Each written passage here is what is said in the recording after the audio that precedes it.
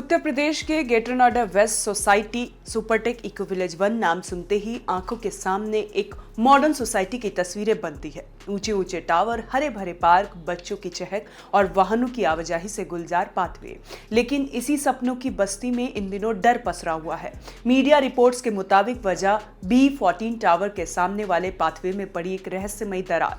ये दरार उस जगह पड़ी है जो बेसमेंट की छत का हिस्सा है, यानी ऊपर से गाड़ियां चलती है और नीचे लोग अपनी गाड़ियां पार्क करते हैं। अब सोचिए, जब इसी छत में दरार आने लगे और उस पर कंपन महसूस होने लगे तो कैसा लगेगा।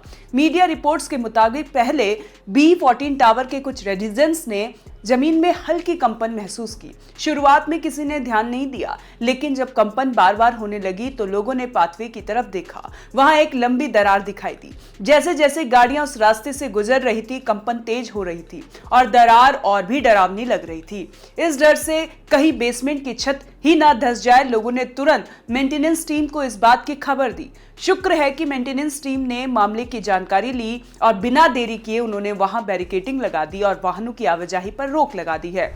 अब उस पूरे इलाके को बंद कर दिया गया और लोगों को वैकल्पिक रास्ते से जाने के लिए कहा गया है। लेकिन कहानी यहीं खत्म नहीं होती। सुपरटेक इको विलेज 1 में हर टावर के नीचे बेसमेंट है और उन्हीं बेसमेंट की छत पर पाथवे और सड़कें बनी हुई हैं।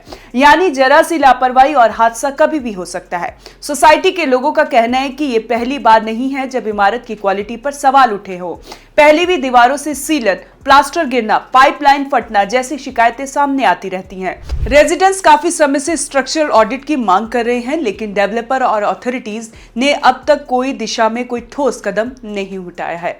बी टावर 14 के निवासी तो यहां तक कह रहे हैं कि जब तक विशेषज्ञ आकर पूरे स्ट्रक्चर की जांच नहीं करते, रिपोर्ट्स नहीं आती, तब तक उन्हें डर के साये में ही जीना पड़ेगा। बच्चे खेल नहीं पा रहे हैं, बुजुर्ग टहलने से डर रहे हैं और बाकी लोग हर आहट पर चौकन्ने हो जाते हैं। अब सवाल उठता है कि क्या इस देश में घर सिर्फ चार दीवार का नाम रह गया है? क्या लाखों रुपए देकर खरीदा गया फ्लैट अब सिर्फ एक रिस्क जोन बनकर रह गया है? लोगों ने घर इस उम्मीद में खरीदा था कि यहां उन्हें सुरक्षित, सुकून भरी जिंदगी मिलेगी, लेकिन अब वो हर दिन इसी चिंता में रहते हैं कि कुछ बुरा ना हो जाए। सोसाइटी के लोग अब मांग कर रहे हैं कि नोएडा अथॉरिटी और सरकार इस मामले में तुरंत दखल दे। स्ट्रक्चरल ऑडिट किया जाए पूरी बिल्डिंग का और अगर जरा सा खतरा है तो समय रहते समाधान निकाला जाए, वरना अगर कोई बड़ी अनहोनी हो जाए तो सवाल सिर्फ एक बिल्डिंग का नहीं रहेगा, सवाल उठेगा सिस्टम पर, जवाबदेही पर और उस भरोसे पर जो लोग अपने घर के नाम पर करते हैं। सुपरटेक इको विलेज 1 की ये दरार महज एक क्रैक नहीं है, ये एक चेतावनी